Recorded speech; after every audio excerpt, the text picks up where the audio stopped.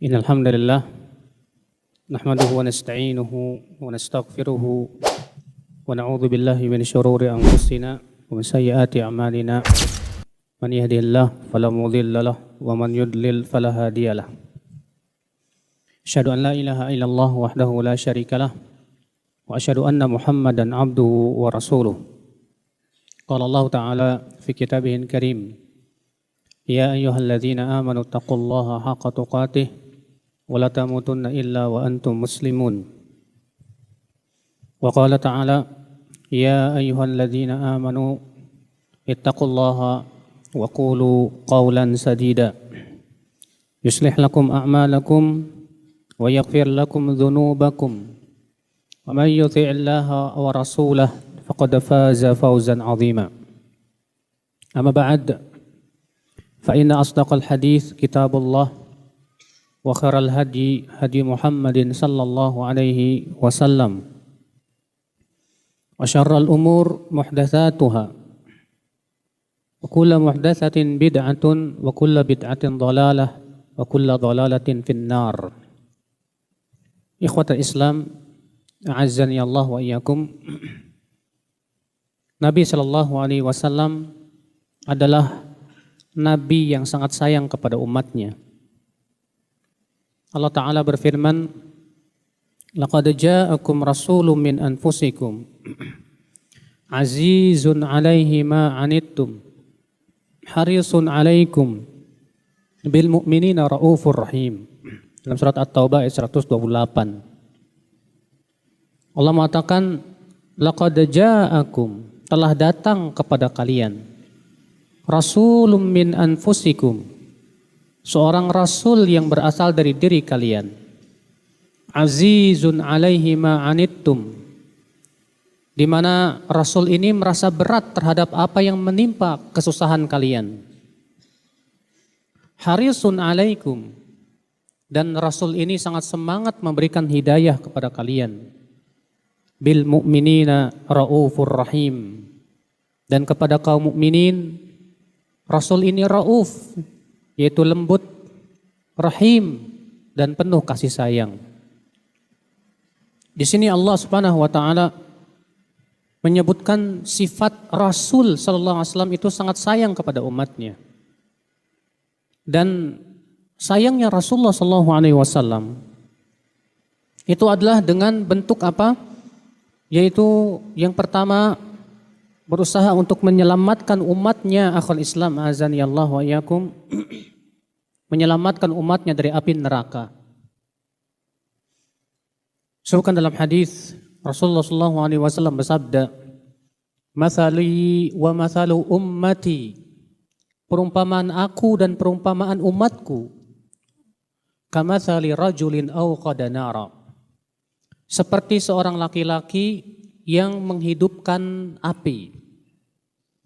Faja'alal hasyarat yataqahhamna fiha, maka laron-laron atau binatang-binatang kecil itu ingin masuk ke dalam api.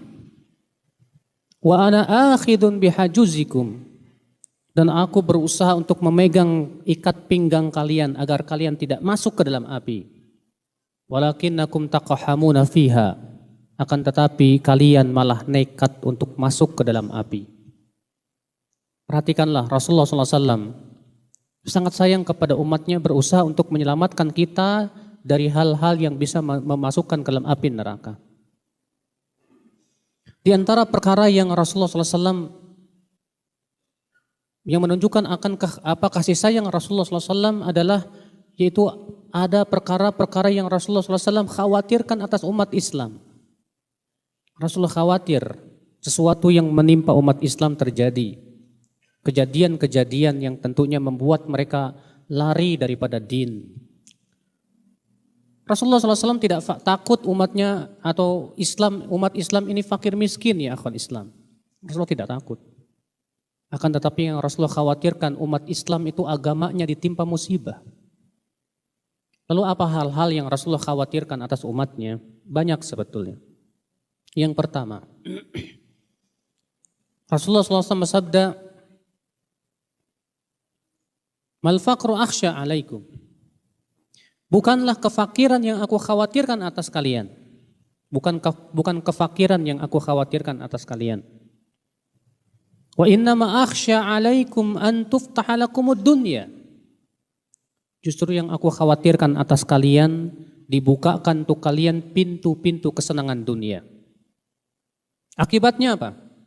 Fatanafasuha kama tanafasuha. Kalian pun berlomba-lomba mencari dunia sebagaimana mereka Banu Israel berlomba-lomba mencari dunia. Fatuhlikukum kama ahlakathum. Lalu kemudian dunia itu membinasakan kalian sebagaimana dunia membinasakan orang-orang Banu Israel. Subhanallah. Ternyata Rasulullah SAW tidak khawatir umat Islam itu fakir miskin, Pak. Walaupun Rasulullah SAW berlindung dari kefakiran. Dan menyuruh umat Islam untuk berlindung dari kefakiran.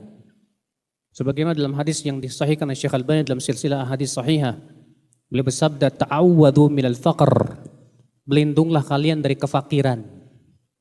Ya.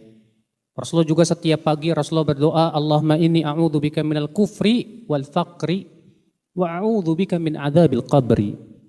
Ya Allah, aku berlindung kepada Engkau dari kekafiran dan kefakiran. Tapi ternyata Rasulullah SAW bukan yang Rasulullah khawatirkan umat Islam jatuh kepada fakir miskin, tidak. Kenapa? Karena ada yang lebih besar dari itu. Kefakiran yang hakiki adalah kefakiran iman, akhi. Kata Rasulullah, justru yang aku khawatirkan kepada kalian, dibukakan kepada kalian pintu-pintu kesenangan dunia. Subhanallah.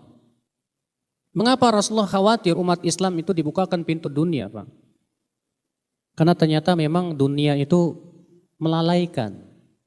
Dunia itu akal Islam membuat banyak kita kaum muslimin ya tertipu dengannya. Yang namanya dunia, entah itu jabatan, kedudukan, harta, terkadang tidak melihat apakah dia ustadz atau dia murid, apakah dia penuntut ilmu atau bukan. Terkadang banyak di antara kita, akhi, pecah gara-gara dunia. Gara-gara fulus. Ini daun yang sangat berbahaya nih Pak, daun fulus namanya. Menyebabkan kita-kita itu seringkali hati kita kotor gara-gara daun fulus itu Pak. Di satu yayasan bisa pecah antara ustadz dan yang lainnya gara-gara daun fulus.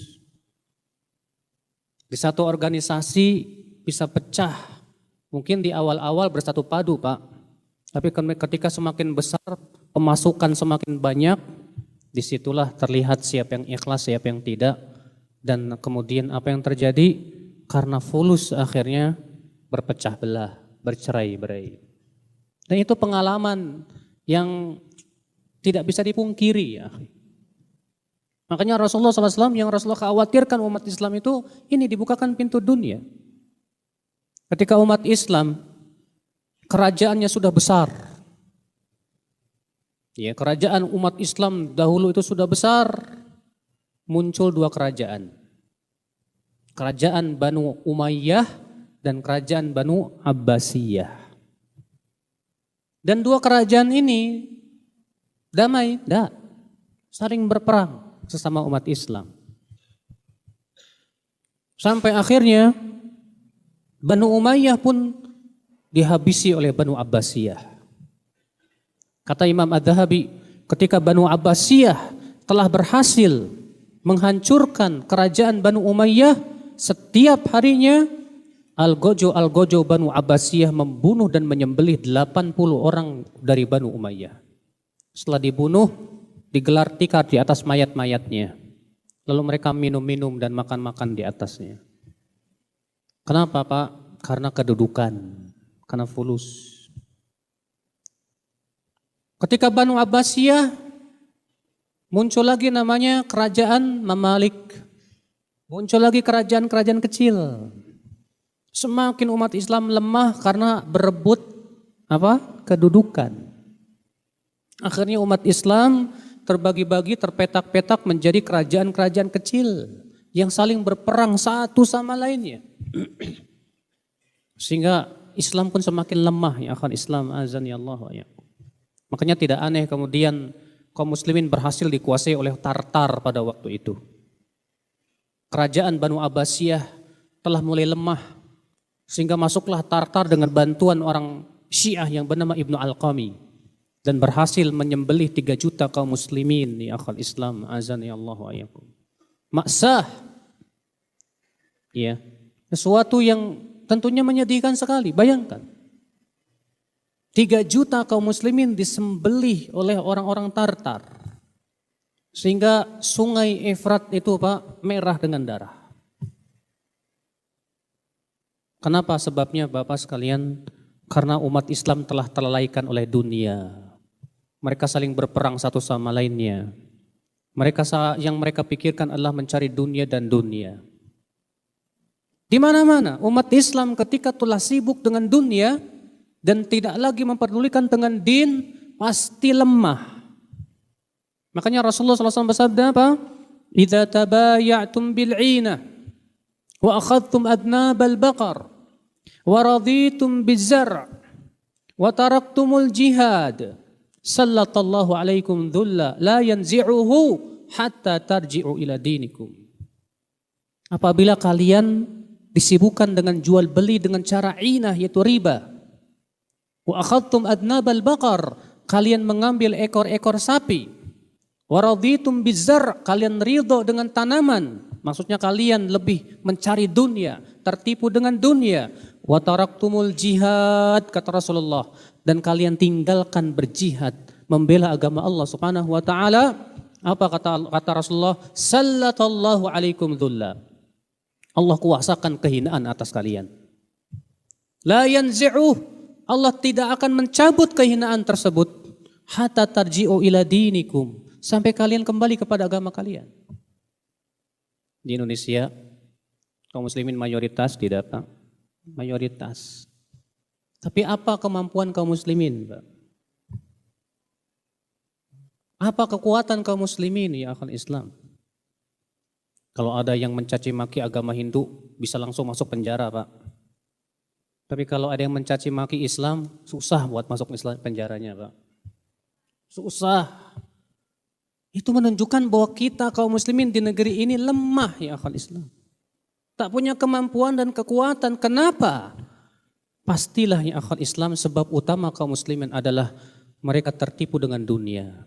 Belum lagi kesyirikan, kebid'ahan, khurafat, tahayul, menggerogoti akidah umat Islam. Sehingga akhirnya Allah jadikan umat Islam lemah ya akhal Islam. Maka Rasulullah mengatakan, kalian tidak akan dicabut kehinaannya sampai kalian kembali kepada agama Allah. Berarti kewajiban kita adalah kita semua kembali kepada agama Allah Subhanahu wa taala. Umat al-Islam.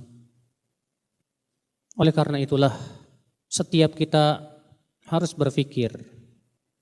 Yang pertama, bagaimana ya akhwat Islam, setiap kita berpikir bagaimana kita berjihad membela agama kita. Jihad bukan dengan senjata saja, Pak. Tapi jihad dengan ilmu. Di zaman ini kata Syekh Albani, jihad yang paling besar adalah jihad ilmu. Kita sebarkan ilmu seluas-luasnya kepada semua kaum muslimin. Kita dakwahkan mereka supaya kembali kepada agama Allah. Kita seru mereka kepada tauhid, kepada sunnah, dan agar meninggalkan kesyirikan dan kebid'ahan ya akhal Islam. Makanya ya akhal Islam azani Allah wa iyyakum. Jadi Rasulullah SAW tidak khawatir umatnya apa? Fakir miskin.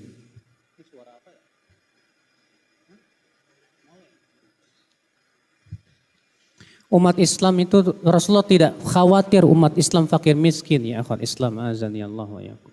Tapi yang Rasulullah khawatirkan umat Islam tertipu dengan kehidupan dunia. Sehingga akhirnya dengan dunia mereka menghalalkan segala cara. Bagaimana mendapatkan dan meraup uang, segala cara mereka lakukan. Tidak peduli halal atau haram, enggak peduli. Rasulullah SAW sabda, "Sayati 'alan nasi zamanun la yubalin nasu fih min aina akhwalal mal am min halal am min haram." Akan datang nanti suatu zaman kata Rasulullah SAW, nanti manusia tidak akan peduli dari mana mereka mengambil harta. Apakah caranya halal, apakah caranya haram, tidak peduli. Yang penting dapat harta. Subhanallah. Ikhwatal Islam, azani Allah wa iyyakum. Ini yang pertama yang Rasulullah SAW khawatirkan untuk kita. Yang kedua, yang Rasulullah SAW khawatirkan untuk kita, yaitu umat Islam mengikuti hawa nafsu dan syahwat. Rasulullah SAW bersabda dalam sebuah hadis yang disahihkan oleh Syekh Albani rahimahullah dalam Sahih Targhib wa Tarhib nomor 52, kata Rasulullah, inna mimma akhsha alaikum syahawatil ghayyi fi butunikum wa furujikum wa mudillatil hawa, kata Rasulullah. Sesungguhnya di antara hal yang aku khawatirkan atas kalian, syahwat yang menyesatkan pada perut dan kemaluan kalian, dan hawa nafsu yang menyesatkan. Subhanallah. Akhi, apa bedanya hawa nafsu dan syahwat? Apa bedanya? Ada yang tahu beda hawa nafsu dengan syahwat itu apa? Bedanya apa? Hawa nafsu itu, Pak, lebih banyak identik dengan pemikiran yang sesat. Makanya para ulama menyebut firqah-firqah sesat itu dengan istilah ahlul hawa. Para ulama terdahulu ya menyebut pemikiran atau firqah-firqah yang sesat itu disebut sebagai apa? Ahlul hawa. Sedangkan syahwat lebih identik dengan maksiat. Syahwat itu identik dengan 3, Pak. Harta, tahta, dan apa? Wanita. Itu syahwat. Mana yang lebih berat, Pak? Hawa nafsu apa syahwat? Dua-duanya berat. Tapi di antara dua perkara ini yang paling berat mana? Hawa nafsu. Hawa nafsu itu lebih berat, Pak. Sebab orang yang mengikuti hawa nafsunya, antum tegakkan 1000 dalil nggak bakalan kembali, Pak. Orang yang tersesat karena hawa nafsu lebih sulit kembali kepada kebenaran daripada tersesat karena apa? Syahwat. Kalau ada orang tersesat karena syahwat, misalnya dia jatuh kepada maksiat. Kalau antum tegur dia dan antum tanya kepada dia, antum tahu tidak judi haram? Fitrahnya mengatakan iya. Kalau antum tanya kepada dia, kepada pelacur, kamu tahu nggak melacur itu haram? Fitrahnya berkata iya. Tapi kalau orang terkena penyakit hawa nafsu, Pak, ketika antum tanya kepada dia, kamu tahu tidak kalau kamu menyimpang? Enak aja. Ya, ini kan baik. Tapi baiknya sesuai dengan hawa nafsu. Makanya Allah mengatakan dalam Al-Qur'an bahwa manusia yang paling sesat di dunia itu pengikut hawa nafsu. Allah mengatakan dalam surat Al-Qasas, ya.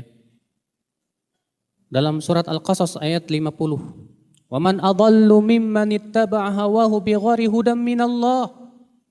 Dan siapakah yang paling sesat, tuh lihat, dari orang yang mengikuti hawa nafsunya dengan tanpa petunjuk dari Allah Subhanahu wa taala. Allah tegas mengatakan bahwasanya manusia paling sesat di dunia itu, Pak, adalah orang yang mengikuti hawa nafsu. Ada orang udah sekolah di Ummul Qura, udah doktor bahkan profesor, udah paham tentang kebatilan. Tahu-tahu menjadi pengikut kebatilan. Ini pengikut hawa nafsu, Pak. Yang seperti ini lebih sulit kembali kepada kebenaran. Kenapa? Karena masalahnya dia sudah tahu kebenaran. Dia sudah tahu tentang al-haq. Tapi kemudian ia berpaling daripada al-haq. Karena apa? Karena mengikuti hawa nafsu. Makanya Allah menyebutkan di dalam surat Al-A'raf ayat 175, 176.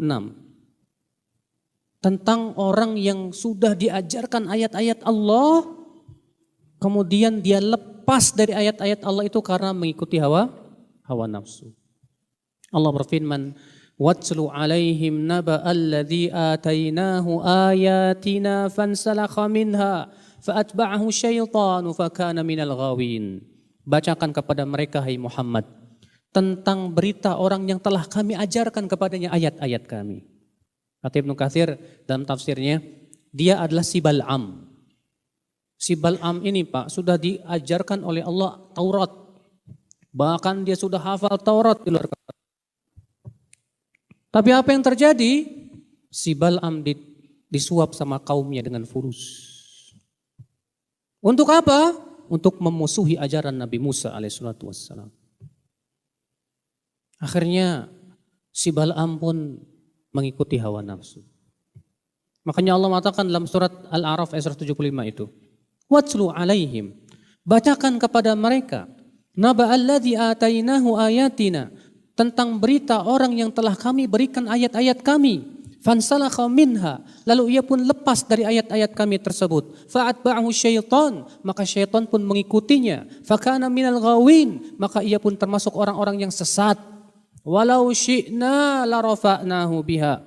Kalaulah kami kehendaki, kami akan muliakan ia dengan ayat-ayat kami, kata Allah. Walakinnahu akhlada ilal ardi wattaba'a hawah. Akan tetapi sayang, ia lebih condong kepada bumi dan mengikuti hawa nafsunya. Saudaraku, bila kita menuntut ilmu sementara hati kita masih dikuasai oleh hawa nafsu, saya jamin ilmu kita tidak bermanfaat. Siapa saja di antara kita yang ingin ilmunya bermanfaat, saudaraku, maka bersihkanlah hatinya dari hawa nafsu. Lihat, ada orang pergi ke Madinah, belajar, udah dapat gelar LC, pulang-pulang yang diajarin bukan tauhid, tapi ternyata yang diajarkan tentang kesesatan, Bapak sekalian. Ya, ketika ditanya, kamu kenapa pulang pergi ke sana? Enggak, saya cuma mau ngambil gelar aja kok. Dia pelajar yang di sana itu enggak diambil sama sekali ya akal Islam. Ini susah Pak, pengikut hawa nafsu itu begitu. Iya, Allah ya akal Islam. Ya, kita hanya bisa berucap alhamdulillahilladzi afani mimma ibtalahu bih wa faddalani ala katsirin mimman khalaqa tafdila. Banyak ternyata ya akal Islam yang tadinya dia belajar din, bahkan punya gelar. Kemudian ternyata ya Allah jauh. Demi Allah, saya punya teman ya. Dia sama-sama kuliah hadis dengan saya. Ya qadarullah setelah saya kuliah, dia pun entah kemana. Kemudian ketika saya mendengar gimana kabar dia? Iya. Kenapa? Utur. Jenggotnya dibakar. Celananya udah melorot ke bawah. Udah ngerokok. La haula wala quwata illa billah. Saya hanya berkata alhamdulillahilladzi afani mimma ibtalahu bih wa faddalani ala katsirin mimman khalaqa tafdila. Padahal dia satu letting dengan saya, Pak. Dan dulu di sana dia semangat sekali, Pak. Semangat sekali nuntut ilmunya. Kalau pergi ke Masjid Nabawi paling duluan. Tapi subhanallah pulang ke Indonesia berubah. La haula wala quwata illa billah. Makanya nikmat hidayah itu mahal enggak, Pak? Banget. Ya. Nah inilah, kalau kita menuntut ilmu tapi hati kita masih dikuasai hawa nafsu, ilmu gak bermanfaat Pak. Gak bermanfaat sama sekali. Maka siapapun yang ingin ilmunya bermanfaat dan dia betul-betul dibawa oleh ilmunya ke surga Allah, jangan sampai ilmunya dikuasai oleh hawa nafsunya, oleh syahwatnya ya akhal Islam, azani Allah wa ya. Akhal Islam. Makanya Allah menganggap pengikut hawa nafsu itu mengambil ilah selain Allah. Allah berfirman dalam surat Al-Jathiyah ayat 23. Allah berfirman, "Afara'aita man ittakhadha ilahahu hawah?" Bagaimana pendapatmu mengenai orang yang menjadikan hawa nafsunya sebagai tuhannya? Wa adallahu Allahu ala ilmin, dan Allah pun menyesatkan di atas ilmu. Masya Allah. Lihat, Allah mengatakan bahwa orang yang menjadikan hawa nafsu sebagai sandaran hidupnya, Pak, Allah akan sesatkan ia di atas ilmu. Kalau orang tersesat karena tidak tahu, masih mending. Barangkali Allah berikan udzur kepada dia.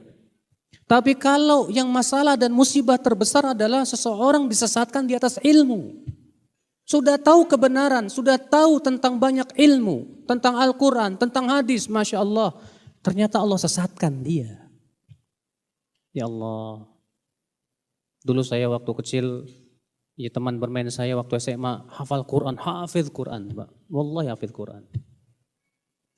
Setelah saya lulus kuliah, saya bertanya ke teman-teman, bagaimana teman kita yang hafidz Quran? Udah jadi preman. Ajib.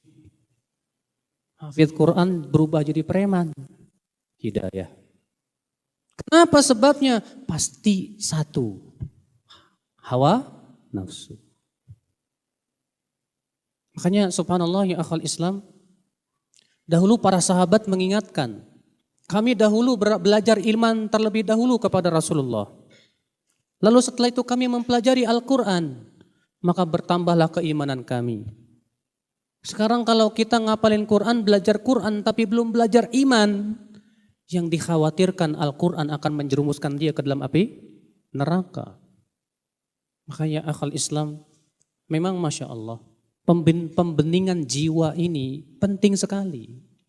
Setiap kita itu coba, jangan hanya sebatas fokus mencari ilmu saja Pak. Memang mencari ilmu itu jihad yang besar, memang betul. Amalan yang sangat utama terutama di zaman ini, betul. Tapi yang paling terpenting setiap kita yang menuntut ilmu, termasuk saya yang ngomong ini ya akhwat Islam. Perhatian kita kepada pembeningan hati lebih daripada sebatas amalnya itu sendiri. Kita Masya Allah ilmunya banyak tapi hatinya masih dengki sana sini.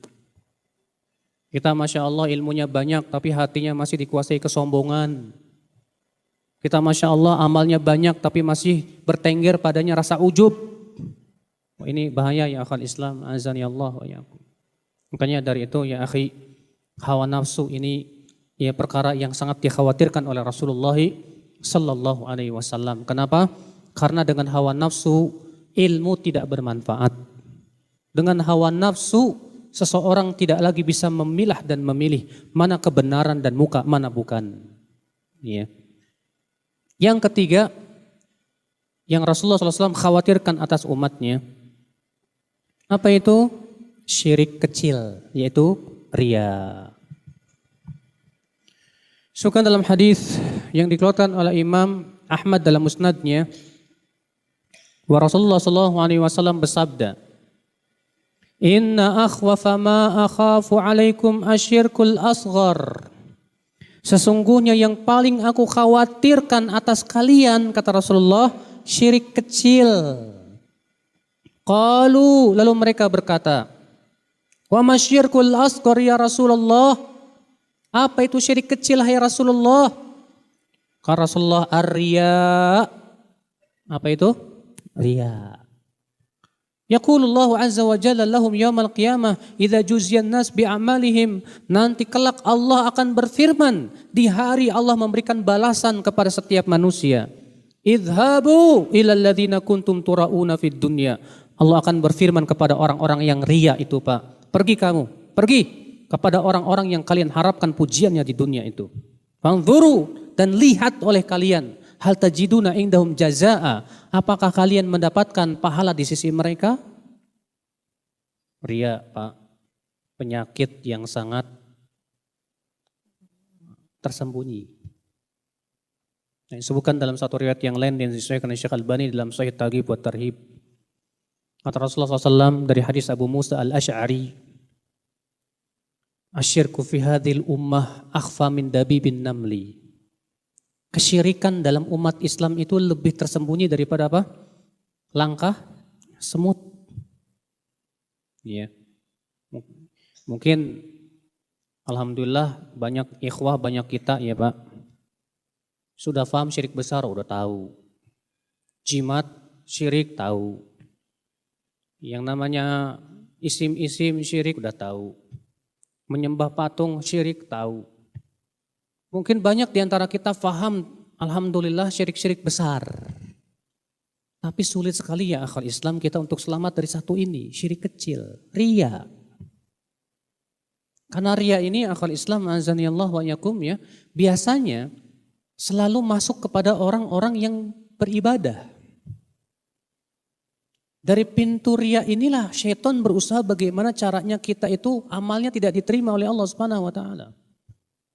Makanya ya akhwal Islam azanillah wa yakum, bahaya riya itu dalam Islam berat sekali Pak. Apa bahayanya? Yang pertama, amalnya batal, tidak diterima oleh Allah Subhanahu wa taala. Antum sholat, riya, batal. Iya. Gak diterima, pahalanya 0. Makanya Nabi SAW ya sangat khawatirnya itu dari sini, Pak. Yang kedua, orang yang pertama kali dibakar dalam api neraka ternyata orang yang ria, Pak. Kata Rasulullah, salah satu awalu ma yuqda bihim yaumal qiyamah. Ada 3 orang yang pertama kali dibakar dalam api neraka. Siapa dia? Yang pertama orang alim dan qari. Yang kedua, orang yang berjihad dan mati syahid. Yang ketiga, orang yang suka infak.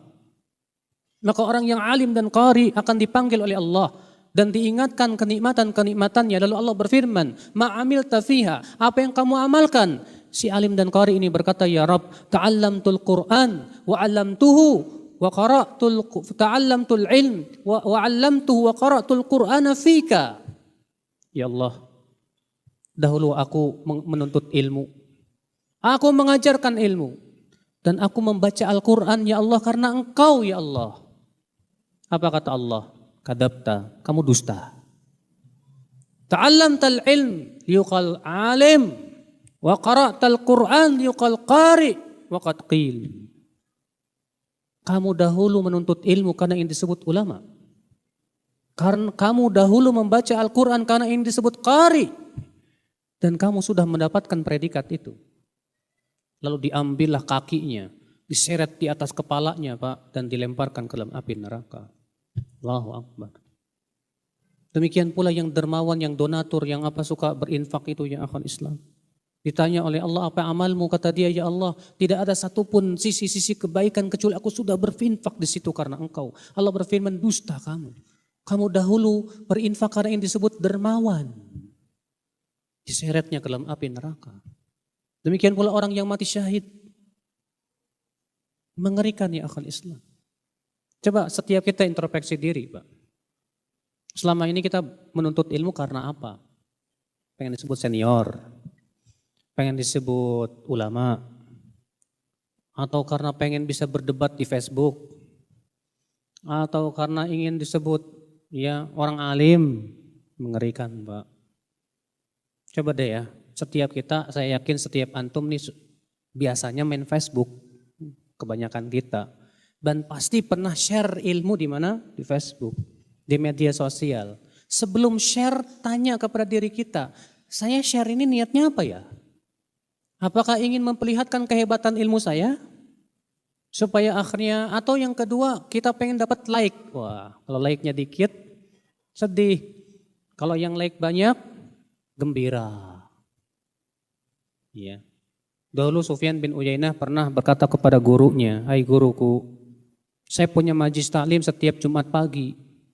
Kalau yang hadir banyak, gembira hati saya. Kalau yang hadir sedikit, sedih hati saya. Itu kenapa hai guruku? Kata gurunya, bunai, hai anakku, itu majlis yang buruk, tinggalkan. Fama'utu ilahi abadan. Kata Sufyan bin Uyainah, semenjak itu aku tidak lagi mengajar di situ. Kalau kita masuk Facebook, ada perasaan hati kita kalau share yang like banyak gembira, kalau yang like dikit sedih, udah mendingan tinggalin Pak dunia Facebook itu Pak. Berarti kita kurang ikhlas selama ini. Mengharapkan apa? Ya, manusia. La haula wala quwata illa billah. Makanya akhwan Islam azani Allah. Ria itu akhi sifat orang munafik. Rasulullah SAW, Allah Ta'ala menyebutkan di dalam surat An-Nisa ayat 142. Ya. Rasulullah bersabda, Allah Ta'ala berfirman, innal munafiqina yukhadi'una Allah wa huwa khadi'uhum wa idza qamu ila salati qamu kusala yura'una an-nas wa la yadhkuruna Allah illa qalila. Sesungguhnya orang munafik itu menipu Allah dan Allah akan balas tipuan mereka. Apabila mereka berdiri untuk sholat, mereka berdiri dengan malasnya. Itu pun mereka ria, ingin dilihat orang. Masya Allah. Rasulullah mengatakan, aksaru ummati nifaqan qurra'uhum. Kebanyakan umat Islam yang terkena penyakit munafik itu qori-qorinya. Apa yang dimaksud dengan penyakit munafik di sini kata para ulama yaitu riya. Kebanyakan umatku, umat Islam yang paling banyak kena penyakit nifak, penyakit riya itu apa? Qori'nya ternyata kata Rasulullah SAW. Yang namanya qori kan suaranya indah Pak. Kalau lagi baca Quran indah didengar orang, Masya Allah. Ada keinginan pengen dipuji. La haula wa la quwata illa billah. Lalu bagaimana caranya supaya kita terhindar dari ria, ya akhi? Penting ya akhi, agar kita terhindar dari penyakit ria, yang pertama, menguatkan akidah kita. Meyakini bahwasanya yang bisa memberikan pahala dan siksa hanyalah Allah. Meyakini bahwa manusia yang kita harapkan pujiannya itu sama sekali tidak bisa memberikan manfaat dan mudarat kepada kita. Allah. Coba antum pikirkan baik-baik. Kalau ada orang yang memuji antum, apakah dia akan bisa memberikan pahala kepada kita? Enggak. Kalau dia mencaci maki kita, apakah dia akan bisa mengadab kita dengan neraka? Enggak juga. Jadi buat apa kita mengharapkan pujian mereka? Makanya kata Imam Adz-Dzahabi, min alamatil mukhlis, tanda orang ikhlas itu an yastawiya fihil madhu wadzam. Tanda orang ikhlas itu sama saja dipuji ataupun dicela, tidak sama sekali mempengaruhi amalannya. Dipuji tidak tambah semangat, dicela tidak bikin futur. Maka kalau kita dipuji tambah semangat, dicela jadi futur, berarti kita tidak ikhlas. Kita masih mengharapkan pujian manusia, ya akhwal Islam. Ikhwata Islam, ini yang pertama cara supaya kita terhindar dari ria. Yang kedua, agar kita terhindar dari ria, ya akhwal Islam, kita harus berusaha untuk muhasabah sebelum beramal. Setiap kita sebelum beramal tanya dulu. Al-Imam Ibnu Qayyim dalam kitab Ighathatul Lahfan berkata, ma min amalin illa wa yu'rad alaihi diwanan. Tidak ada satupun amal kecuali hendaklah kamu pertanyakan 2 pertanyaan. Pertanyaan yang pertama 5 tentang keikhlasanmu. Untuk siapa Anda beramal? Karena siapa? Pertanyaan yang kedua kaifa? Bagaimana Anda beramal? Sesuai dengan contoh Rasul atau tidak? Setiap kita mau pergi sholat, tanya, saya pergi sholat karena apa? Mau share ilmu di Facebook, tanya, saya share ilmu karena apa? Mau datang ke majelis ilmu, tanya, Anda datang ke majelis ilmu karena apa? Penting Pak, muhasabah sebelum beramal itu penting sekali. Iya. Setiap perbuatan kita, setiap amalan kita, setiap aktivitas kita, tanyakan karena siapa, untuk apa. Anda sholat duha karena apa? Ya biar rezekinya lancar Ustadz. Masya Allah. Jadi niat kamu yang paling utama biar rezekinya lancar ya. Tidak mengharapkan pahala dari Allah, ya berharap juga sih. Nah terus kamu mengharapkan pahala Allah dengan mengharapkan rezekinya, lebih dominan yang mana? Ya 50-50 lah. Kata Imam Suyuti dalam kitab Al-Ashbah wan Nadhair, kalau ada orang berhaji niatnya 2, niat karena Allah dan karena dunia. Maka kalau yang niat karena Allahnya lebih besar, dapat pahala. Kalau niat dunianya lebih besar, dapat dosa, bukan pahala. Dan kalau 50-50, sama-sama kuat, maka tasaqata, saling berguguran. Gak dapat dosa, gak dapat pahala, 0. Bayangkan. Antum sholat duha niatnya 2. Niat karena Allah, karena pengen dapat rezeki. Dan sama-sama kuatnya itu 2 niat. Setelah sholat 0. Gak dapat pahala, gak dapat siksa. Mengerikan tidak Pak? Percuma Pak, percuma. Makanya setiap kita harus introspeksi diri. Tapi maaf ya, ucapan saya tadi itu bukan berarti kita tidak boleh minta kepada Allah dunia, salah. Saya sedang berbicara tentang niat, bukan sedang berdoa. Kalau Anda berdoa, tafadhol, karena doa itu memang tempatnya untuk minta. Tapi kalau ibadah, antum mau sholat kok niatnya dapat dunia, enggak benar Pak. Dunia dan akhirat itu tidak bisa dibandingkan Pak. Iya. Maka ya akhul Islam, azani Allah wa iyyakum. Nah ini akhi, ria. Jadi yang kedua ini cara supaya kita selamat dari apa? Muhasabah. Muhasabah sebelum apa? Beramal. Kapan ria itu berpengaruh? Syekh Utsaimin mengatakan ria itu berpengaruh sebelum dan ketika beramal. Sebelum dan ketika beramal itu berpengaruh. Tapi kalau amal sudah selesai, baru muncul ria, kata Syekh Utsaimin yang rajih, yang kuat, itu tidak berpengaruh. Jadi ria setelah amal itu tidak memberikan pengaruh. Yang mempengaruhi setelah beramal itu apa? Ujub. Merasa bangga diri, merasa lebih dengan amalan. Makanya hati-hati ya Pak, kalau habis beramal, segeralah gunakan muhasabah lagi. Makanya Ibnu Qayyim dalam kitab Ighathatul Lahfan mengatakan apa? Muhasabah itu takunu ya adanya pada apa? Dua tempat. Qablal amal wa ba'dal amal. Muhasabah itu adanya di dua tempat. Yang pertama sebelum beramal, yang kedua setelah beramal. Adapun sebelum beramal agar kita terhindar dari penyakit ria. Adapun setelah beramal agar terhindar daripada ujub, Pak.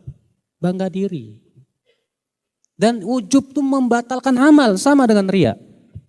Hati-hati. Ikhwata Islam, azani Allah wa iyyakum. Ini yang kedua, Pak. Agar kita selamat dari ria, muhasabah. Tanya, introspeksi diri. Yang ketiga, agar kita terhindar daripada ria ya akhal Islam, azani Allah wa iyyakum. Berdoa. Adalah Rasulullah SAW mengajarkan doa. Kata Rasulullah, siapa yang membaca doa ini, dia akan terhindar dari syirik besar maupun syirik kecil. Allahumma inni a'udzubika min an usyrika bika syai'an a'lamu wa astaghfiruka lima la a'lamu. Kata Rasulullah, siapa yang membaca doa ini, dia akan terhindar dari syirik besar dan syirik apa? Kecil. Apa doanya? Allahumma inni a'udzubika min an usyrika bika syai'an a'lamu wa astaghfiruka lima la a'lamu. Dihafal Mas. Ini doa penting banget. Karena Rasulullah mengatakan orang yang membaca doa ini akan terhindar daripada syirik besar dan syirik kecil. Masya Allah. Sementara di dunia ini tidak ada dosa yang lebih besar daripada syirik. Kesyirikan itu kezoliman yang paling zolim. Sezolim-zolimnya dosa itu ya syirik. Maka dengan doa ini Rasulullah mengatakan seseorang akan terhindar daripada syirik besar maupun syirik kecil. Ikhwata Islam, azani Allah wa iyyakum. Nah itu ya akhal Islam ya, hal-hal yang insya Allah bisa menghindarkan kita dari apa? Ria. Kemudian kita akan membahas selanjutnya di antara yang Rasul khawatirkan kepada kita, apa itu? Adanya pemimpin-pemimpin agama yang menyesatkan. Hadis dari Imam Ahmad dalam musnadnya di nomor 37525 dan disahihkan oleh Syekh Al-Albani rahimahullah, wa Rasulullah SAW bersabda, inna akhwafa ma akhafu alaikum al-a'immatul mudhillun. Sesungguhnya yang paling aku khawatirkan atas kamu adalah imam-imam yang menyesatkan. Akhal Islam. Imam-imam yang menyesatkan ini yang Rasulullah khawatir kepada umat Islam. Kenapa ya akhi? Karena imam-imam yang menyesatkan ini yang akan menghancurkan din, agama. Iya. Lihat ya akhal Islam. Pengaruh imam-imam kesesatan untuk agama ini lebih berat Pak daripada orang kafir. Loh, kok bisa begitu? Ya. Orang kafir untuk menyebarkan kesesatan, orang sudah tahu dia orang kafir kok. Kalau ada pendeta masuk ke masjid, selama di masjid saya yakin gak bakalan didengerin Pak. Kalau ada orang kafir dan antum tahu dia bukan muslim, bicara masalah Islam gak bakalan didengerin Pak. Tapi kalau dia fasih bahasa Arabnya, sorbannya 2 meter, pakai jubah, ngomongnya qala Allah, qala Rasul. Waduh, banyak orang tertipu Pak. Tertipu Allah. Makanya Abdullah bin Saba untuk menyebarkan keyakinan yang menyesatkan itu caranya begitu. Masuk Islam dulu. Masuk Islam dulu, memperlihatkan ibadah untuk supaya dipercaya oleh orang.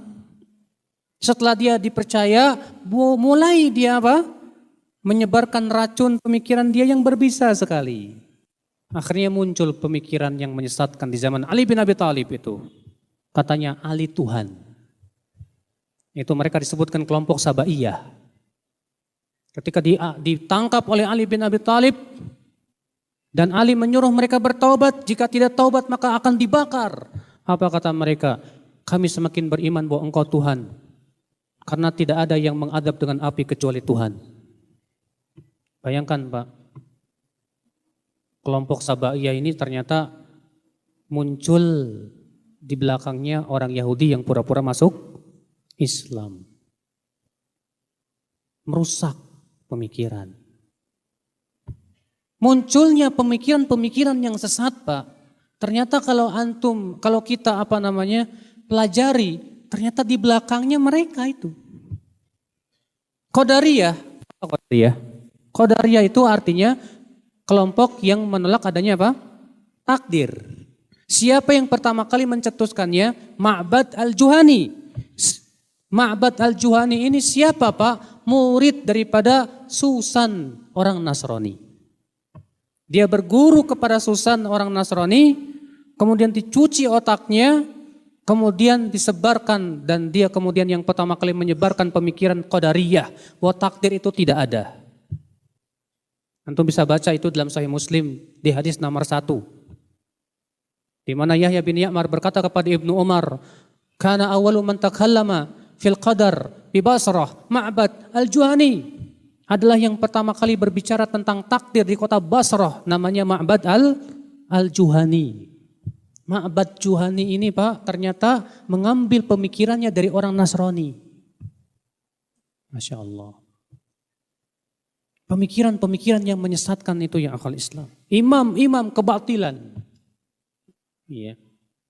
Dan subhanallah Pak, cara-cara mereka untuk menyesatkan manusia itu pintar sekali Pak. Imam Asy-Syatibi ya, menyebutkan tata cara para imam kebatilan untuk menyesatkan manusia. Bagaimana caranya? Beliau berkata, "Man ittaba'a al-mutasyabihat wa harraf al-manat au fassara al-ayat ala ghairi ma fahimahu salaf." Ya, aw i'tama bil ahadits ad-dha'ifah. Beliau berkata, orang yang mengikuti mutasyabihat atau merubah-rubah manat ilat atau menafsirkan ayat tidak sesuai dengan penafsiran salafus saleh atau berpegang dengan hadis-hadis lemah dan palsu atau memahami dalil dengan pemahaman yang dangkal atau perkataan atau keyakinan sesuai dengan seleranya, ia tidak akan beruntung selamanya. Lihat, Imam Asy-Syatibi menyebutkan beberapa trik para imam-imam kesesatan untuk menyesatkan manusia. Cara yang pertama apa? Mengikuti dalil-dalil mutasyabihat. Tahukah Anda, setiap pemikiran yang menyesatkan itu pasti punya dalil, Pak. Khawarij ketika pendapatnya mengatakan pelaku dosa besar kafir. Punya dalil? Punya Pak. Cari dalil mereka. Dapat dalil hadis Nabi bersabda, la yazni zani hina yazni wa huwa mu'min. Tidaklah orang yang berzina ketika berzina disebut mukmin. Wala yasriku sarik hina yasrik wa huwa mu'min. Tidaklah seorang pencuri ketika dia mencuri disebut mukmin. Apa kata orang Khawarij? Hadis ini tegas menunjukkan pelaku dosa besar kafir. Karena Rasulullah mengatakan tidaklah orang yang berzina ketika sedang berzina disebut mukmin. Kalau tidak disebut mukmin maka apa? Kata mereka kafir, selesai. Sebaliknya orang Murji'ah. Orang Murji'ah mengatakan apa Pak? Iman itu cukup ucapan syahadat. Setelah itu amal tidak berpengaruh. Mereka mau berzina, kayak mereka mau mencuri, kayak mau mereka berbuat syirik, kayak imannya tidak berpengaruh.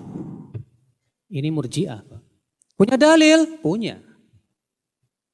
Apa kata orang Murji'ah? Dalil kami hadis Abu Dzar. Man qala la ilaha illallah dakhala al-jannah fa in zana wa in sarak. Siapa yang mengucapkan la ilaha illallah, maka ia pasti masuk surga walaupun berzina dan mencuri. Lihat kata orang-orang Murji'ah. Dalil ini menunjukkan cukup ucapan la ilaha illallah. Walaupun dia berzina dan mencuri itu tidak berpengaruh. Lihat Bapak sekalian, pemikiran sesat bawa-bawa dalil tidak? Orang Syiah yang selalu mereka berbangga bahwa kami ini pecinta Ahlul Bait. Padahal Ahlus Sunnah itu lebih mencintai Ahlul Bait daripada orang Syiah. Tapi sengaja orang-orang Syiah itu punya syiar Ahlul Bait untuk mengelabui kaum muslimin. Bawa dalil hadis riwayat Bukhari. Alaikum bi'itrati. Hendaklah kalian berpegang kepada itrahku. Kata mereka itrah itu Ahlul Bait. Atas dasar itulah mereka kemudian melariskan pemikiran mereka. Bahwa kita ini pecinta Ahlul Bait. Terutama Husain dan Hasan. Padahal Ahlul Bait berlepas diri dari mereka.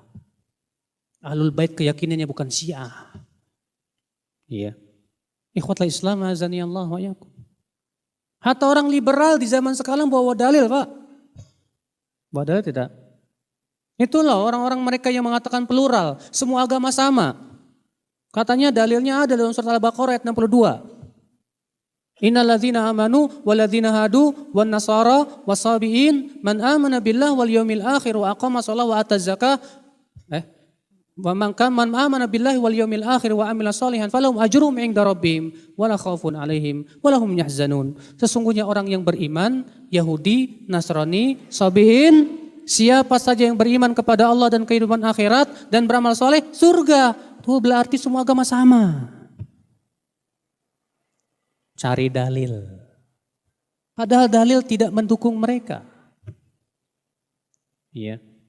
Padahal kata para ulama ayat itu adalah untuk orang-orang Yahudi dan Nasrani yang beriman kepada nabi mereka dan beriman kepada Nabi Muhammad sallallahu alaihi. Kenapa? Karena nabi-nabi mereka sudah memberitahu akan datangnya nabi yang terakhir. Dalam Taurat dan Injil pun mereka sudah baca sifat-sifat nabi yang terakhir. Saudara-saudaraku sekalian. Tidak ada satupun pemikiran yang sesat, Pak, kecuali mereka berusaha cari apa? Dalil. Tapi dalilnya bentuknya apa? Mutasyabihat. Makanya Allah mengatakan wa ammal ladzina fi qulubihim zayghun fayattabi'una ma tasyabaha minhu ibtigha'al fitnati wa ibtigha'a ta'wilih.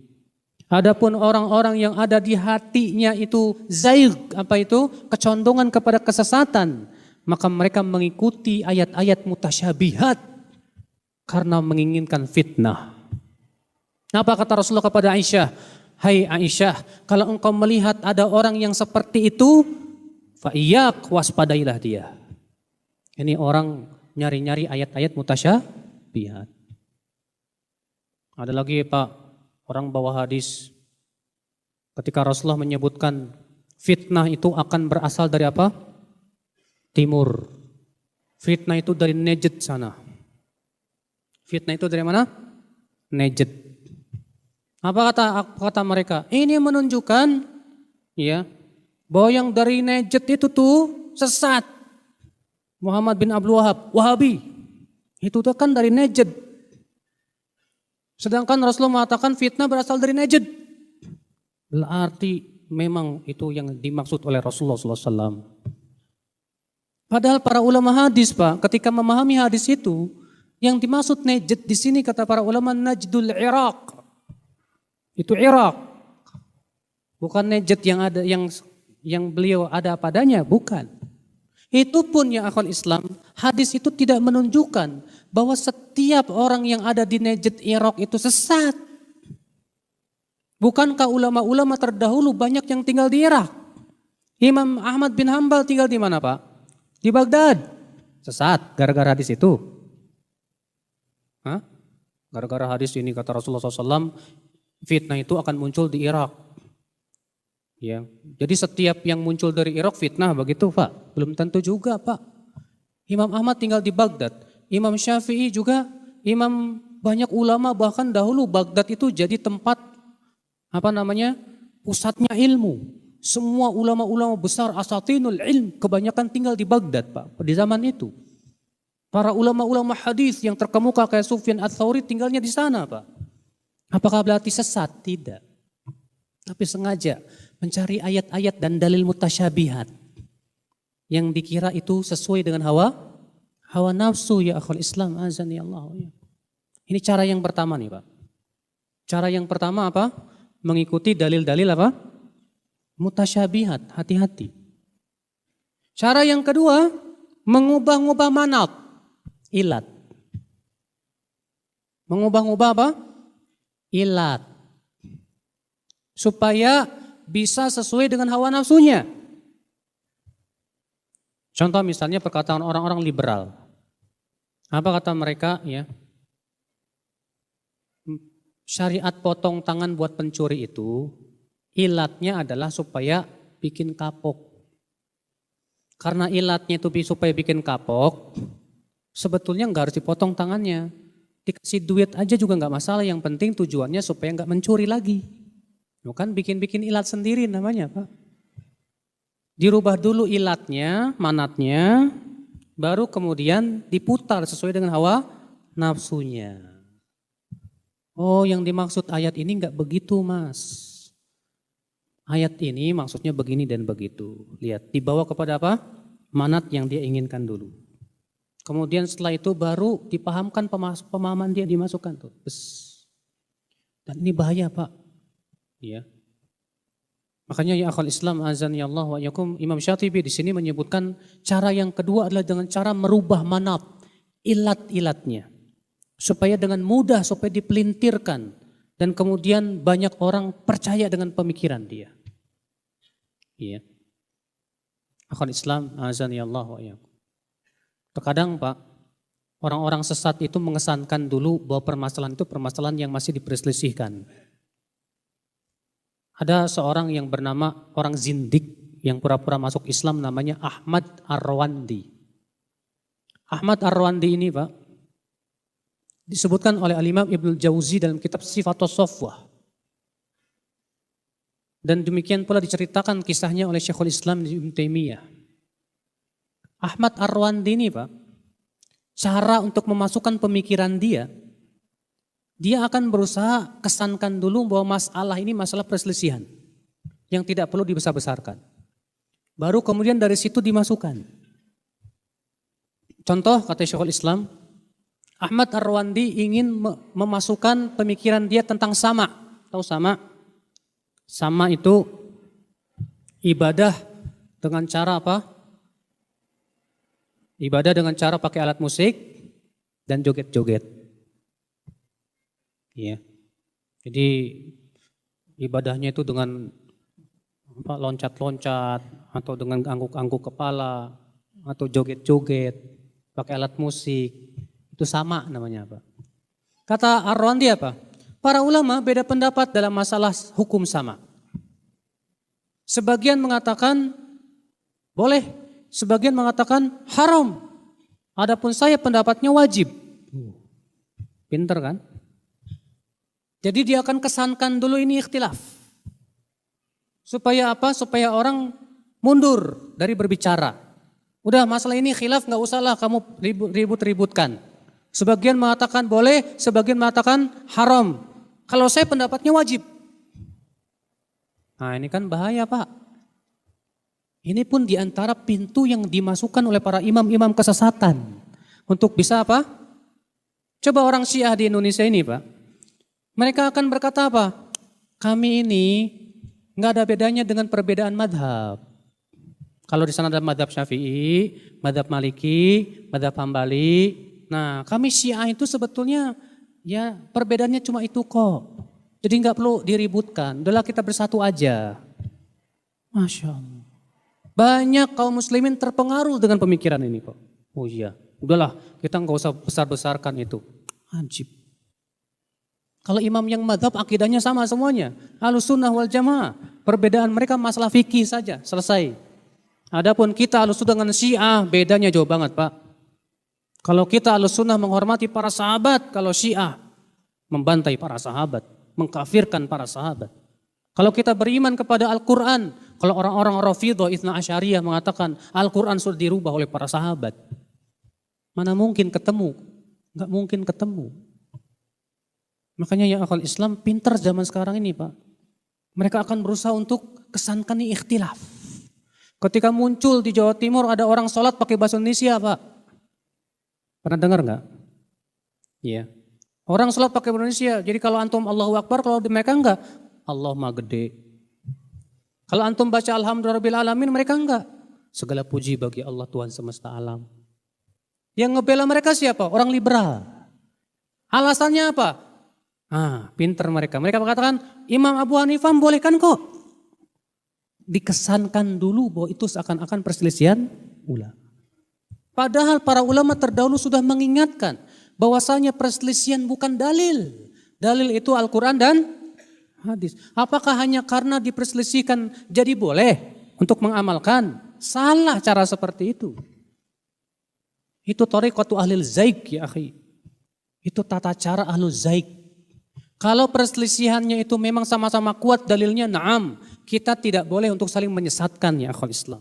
Seperti Anda berpendapat Al-Fatihah wajib di belakang imam. Saya berpendapat Al-Fatihah kalau sholatnya sir, baca. Kalau jahar, diam.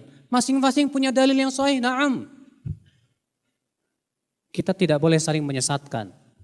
Kenapa? Karena memang para ulama Ahlussunnah semuanya berbeda pendapat dalam hal ini. Imam Syafi'i mengatakan wajib, Imam Ahmad mengatakan enggak, Imam Abu Hanifah juga. Kita hanya berusaha untuk merojihkan saja mana yang paling kuat dalilnya. Tapi ini masalah yang sudah jelas-jelas dalilnya, jelas terang benderang, kemudian dia ingin membela pendapat yang sangat lemah itu hanya karena ini masih diperselisihkan ulama. Bayangkan Pak, iya. Imam Abu Hanifah mengatakan yang namanya arak itu hanya terbuat dari anggur saja. Selain anggur, bukan arak. Jumhur ulama berpendapat yang namanya arak itu semua yang memabukkan.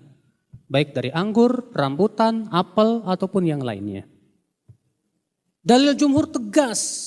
Jumhur mengatakan apa? Kullu muskirin khamrun, kata Rasulullah SAW. Setiap yang memabukkan itu arak. Dan setiap arak itu haram. Bayangkan Pak, kalau ada pemuda mabuk dengan alasan madhab Abu Hanifah. Ketika antum tegur, kamu kenapa mabuk? Kata Abu Hanifah, arak itu cuma terbuat dari anggur. Ini rambutan. Musibah. Alasannya apa? Ini kan perselisihan ulama. Hormati. Tidak bisa. Ini cara orang zindik untuk memasukkan kesesatan. Bahaya. Makanya kalau terjadi perselisihan ulama yang harus kita lihat dalilnya. Bukan ulamanya, dalilnya. Imam Syafi'i dan Imam Ahmad berbeda pendapat. Taib, dalilnya mana? Karena Imam Syafi'i bukan dalil untuk Imam Ahmad dan Imam Ahmad pun bukan dalil untuk Imam Syafi'i. Dalil itu adalah Al-Quran dan hadis Nabi Sallallahu Alaihi Wasallam. Ya. Kemudian kata beliau, atau menafsirkan ayat dengan penafsiran yang tidak pernah difahami oleh salafus saleh. Ditafsirkan sendiri menurut pemikiran dia. Bukan menurut pemahaman salafus saleh. Ini menyesatkan. Ini cara untuk menyesatkan manusia, Pak. Contoh Pak, ketika ada orang yang menafsirkan ayat jilbab. Apa kata mereka? Jilbab itu ya adalah penutup aurat dan disesuaikan dengan adat masing-masing. Jadi jilbabnya orang asmat apa dong? Kalau disesuaikan dengan adat istiadat masing-masing. Hancurkan Pak pemikiran seperti ini. Kita katakan itu pemikiran siapa, pendapat siapa? Apakah salafus saleh punya pemahaman seperti itu? Ajib. Bahaya nih Pak. Orang kalau sudah berani menafsirkan dengan ro'yunya sendiri dan tidak pernah ada salafus saleh yang menafsirkan seperti itu, hati-hati. Ini orang-orang yang ingin menyesatkan kita dari pemahaman yang sahih. Makanya Pak, dahulu orang-orang Mu'tazilah, ya, ketika menafsirkan Al-Quran itu Pak, supaya sesuai dengan selera mereka, selalu mereka katakan apa? Ayat ini kiasan. Maksudnya begini. Selalu mereka akan bawakan ayat ini kiasan. Ini thariqatul ahli kalam. Kata para ulama, ini tata cara ahlul kalam, bukan tata cara salafus saleh. Tahu nggak kiasan Pak? Hah? Kiasan itu apa sih? Artinya membawa makna bukan makna yang sebenarnya. Paham nggak Pak? Bayangkan Pak, kalau ucapan kita sehari-hari dibawa kepada makna kiasan terlebih dahulu, ngeri Pak. Antum bilang ke anak, nak, apa Pak? Beli kambing sono ke pasar. Pulang-pulang bawa ayam. Pas ditanya sama antum, kenapa bawa ayam kok disuruh beli kambing? Ya perkataan kambing itu kiasan Pak. Yang saya pahami sih kambing itu binatang ternak, kan ayam juga sama binatang ternak. Bayangkan Pak, kalau perkataan Bapak belum apa-apa dimaknai kiasan, bahaya besar loh Pak. Antum bilang ke istri, mah, ambilin pakaian. Diambilnya cawat Pak. Kok dibawa ini? Yang saya pahami kiasan. Bayangkan, kalau belum apa-apa dibawa kepada kiasan, itu menjadi pintu yang besar untuk manusia mengotak-ngatik Al-Quran sesuai dengan apa? Keinginan mereka. Nah sekarang kalau ada orang yang menafsirkan Al-Quran, ihdinas siratal mustaqim. Tuh ya, itu artinya bukan tunjuki kami ke jalan yang lurus. Tapi artinya ya Allah berikan kami solusi atas permasalahan kami. Jadi siratal mustaqim itu kiasan. Ajib. Ini thariqatul mutakallimin wallah. Thariqat tata cara ahli kalam wallah. Bukan cara ahli salafus saleh. Karena cara salafus saleh adalah memahami suatu ayat dengan Al-Quran, kemudian dengan hadis, kemudian dengan pemahaman siapa? Sahabat, tabi'in, dan kepada bahasa Arab yang aslinya. Nabi ketika menafsirkan siratal mustaqim jelas sekali kok dalilnya. Dalam riwayat Bukhari dan Muslim dan yang lainnya. Yang dimaksud dengan sirat al-mustaqim. Di dalam ayat itu sendiri tafsirkan. Ghairil maghdubi alaihim waladdallin. Siratal ladzina an'amta alaihim ghairil maghdubi alaihim waladdallin. Maka kalau ternyata ada orang berkata, ini kiasan, belum apa-apa kiasan. Bahaya Pak. Iya, ini artinya menafsirkan Al-Quran sesuai dengan ra'yu sendiri. Tidak mengikuti tata cara penafsiran salafus saleh. Makanya Syekh Muhammad bin Al-Amin Asy-Syantiti membuat sebuah buku yang sangat bagus sekali tentang bantahan terhadap orang yang berkata bahwa dalam Al-Quran ada kiasan. Al-Imam Ali bin Qayyim pun juga membantah mereka dalam kitab As-Sawa'iq Al-Mursalah. Ya. Ikhwatul Islam, azanillah wa iyyakum. Kemudian cara yang berikutnya apa? Para imam-imam kebatilan itu, kata beliau, yaitu menggunakan hadis-hadis lemah dan palsu. Terutama dalam masalah menetapkan akidah, Mas. Ingat, keyakinan kita Ahlussunnah wal Jamaah, hadis lemah dan palsu tidak boleh ditetapkan untuk masalah akidah. Yang menjadi ikhtilaf para ulama, bolehkah mengamalkan hadis lemah dalam fadilah amal? Itu saja. Sebagian boleh, itu pun dengan syarat. Syarat yang pertama, hadisnya tidak boleh sangat lemah. Syarat yang kedua, harus diyakini akan kelemahannya. Dan syarat yang ketiga, tidak boleh dimasyhurkan. Itu yang disebutkan oleh Imam Ibnu Hajar Asqalani dalam kitab Tabyinul Ajab fi ma warada fi fadli Rajab. Iya. Adapun dalam masalah akidah, seluruh ulama sepakat. Dalam masalah akidah, hadis lemah dan palsu enggak boleh dijadikan hujah.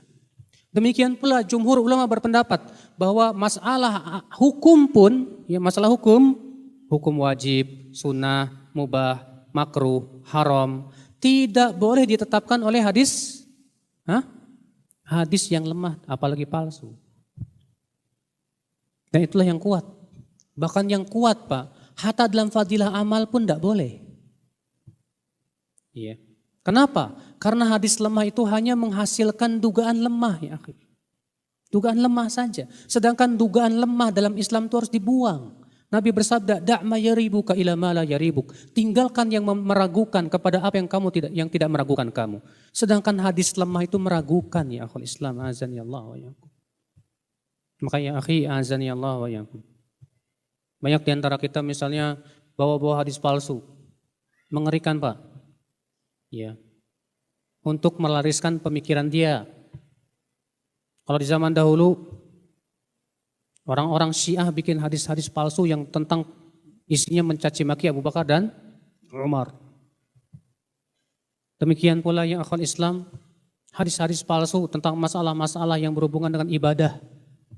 Banyak sekali ya Pak. Ada aktivis bawa hadis, ikhtilafu ummati rahmah. Perselisihan umatku itu rahmat. Padahal kata para ulama ini hadis yang tidak ada asalnya.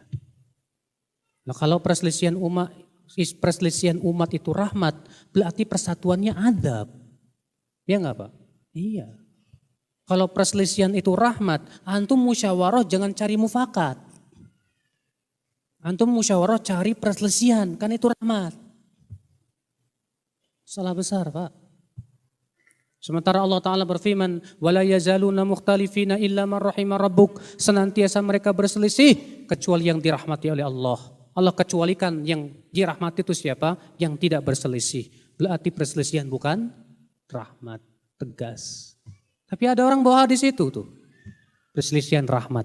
Padahal hadisnya palsu. Tidak ada asalnya. Ada lagi orang bikin ibadah. Sebelum puasa disyariatkan maaf-maafan. Sebarin hadis. Kata Rasulullah naik mimbar. Kemudian mengucapkan amin, amin, amin. Ketika ditanya, apa yang kau aminkan ya Rasulullah? Kata dia, tadi malaikat Jibril datang kepadaku, kata Rasulullah. Jibril datang kepadaku dan berkata, ya Muhammad, abaikan puasa orang yang belum minta maaf sama tetangganya.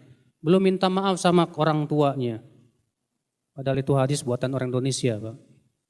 Ini tidak ada asalnya hadis itu. Hadis itu lafadznya tidak seperti itu. Dan itu tersebar, Pak. Iya. Barusan kemarin ada yang nanya ke saya, Ustadz hadis ini saya apa enggak? Masya Allah. Akhirnya apa? Jadi syariat. Katanya disyariatkan sebelum Ramadan maaf-maafan. Ya. Mana ada syariat seperti itu di zaman Rasul?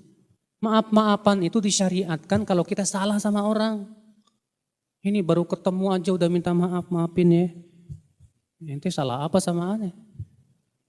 Ketemu aja baru gitu kan. Akhal Islam azani Allah. Nah inilah ya akhi, di zaman sekarang ini penting sekali akhi, ya untuk membela hadis. Antum setiap dapat share hadis, tanya ke ahlinya. Supaya kita tidak termasuk golongan orang-orang yang berdusta atas nama Rasulullah sallallahu alaihi wasallam. Kemudian yang terakhir kata beliau apa? Atau memahami dalil dengan pemahaman yang dangkal dan sesuai dengan seleranya. Karena memahami dalil itu Pak butuh kepada pemahaman yang dalam Pak. Ya, tapi kalau pahami dengan pemahaman yang dangkal bahaya Pak, bahaya. Ada orang datang ke saya, Ustadz, kalau situ tidak baiat sama imam saya, mati kamu mati jahiliyah, kafir.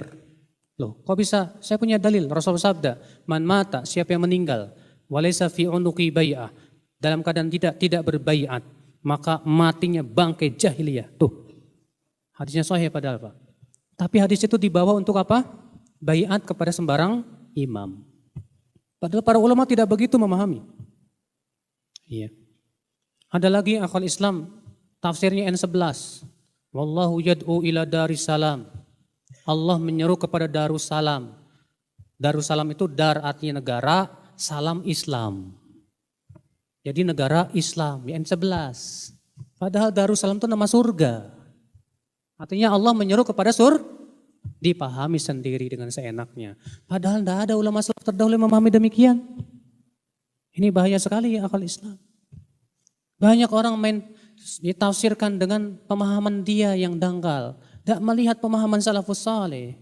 Ini bahaya ya akhwal Islam, azani Allah wa yakum. Nah inilah ya akhi, di antara cara-cara ya para imam-imam kesesatan itu menyesatkan manusia. Maka waspadalah, hati-hati. Ya, siapa yang seperti tadi saya sebutkan tadi, bahwa dia yang pertama menggunakan dalil mutasyabihat atau merubah-rubah manat atau memahami ayat tidak sesuai dengan pemahaman salafus saleh, atau selalu membawakan dalil-dalil yang dhaif atau bahkan palsu, atau memahami ayat dengan pemahaman yang dangkal dan sesuai dengan selera hawa nafsunya, maka ketahuilah orang seperti ini sebetulnya ingin menyesatkan kita dari jalan yang lurus. Ya.